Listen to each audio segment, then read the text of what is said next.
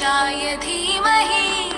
गुणशरीराय गुणमण्डिताय गुणेशानाय धीमहि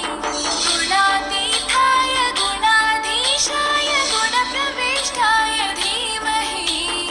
एकदन्ताय वक्रतुण्डाय गौरीतनयाय धीमहि